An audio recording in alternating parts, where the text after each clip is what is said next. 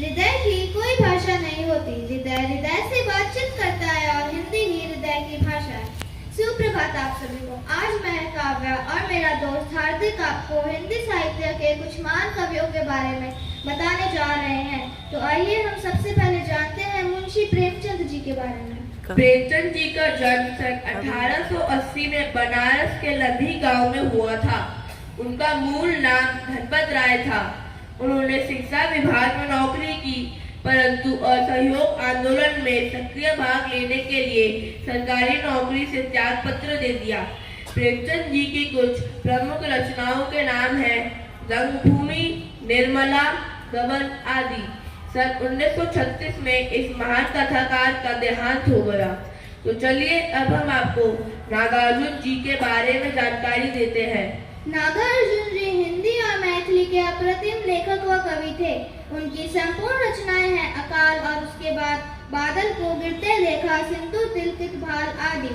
उन्हें कई पुरस्कार प्राप्त हुए हैं। उनके कुछ प्रमुख पुरस्कार है साहित्य अकादमी पुरस्कार, गणेश शंकर विद्यार्थी पुरस्कार तथा तारा शंकर पुरस्कार। क्या आप जानते हैं शिव मंगल सिंह सुमन जी के बारे में? अगर आप नहीं जानते तो कोई बात नहीं है। अभी मैं आपको शिव मंगल सिंह सुमन जी के बारे में कुछ बताता हूँ। शिव मंगल सिंह सुमन जी 5 अगस्त 1916 को ग्राम जगतपुर जिला उन्नाव में पैदा हुए थे। पढ़ाई लिखाई में मेधावी शिव मंगल सिंह ने अपनी कविताओं की प्रकृति के तकरीबन विपरीत नाम सुमन रखा था। वह ऊंच के कवि है, राष्ट्रीयता की कवि है, देशभक्ति कविताओं के लेखक है। उनको पद्म भूषण तथा पद्मश्री जैसे पुरस्कार मिले हैं। तो क्यों न अब हम भवानी प्रसाद मिश्र जी के बारे में जानें। भवानी प्रसाद मिश्र जी का जन्म 29 मार्च 1913 को होशंगाबाद मध्य प्रदेश के तिगारिया में हुआ। उन्होंने छोटी आयु से ही लिखना शुरू कर दिया तथा समकालीन साहित्य पढ़ने लगे थे।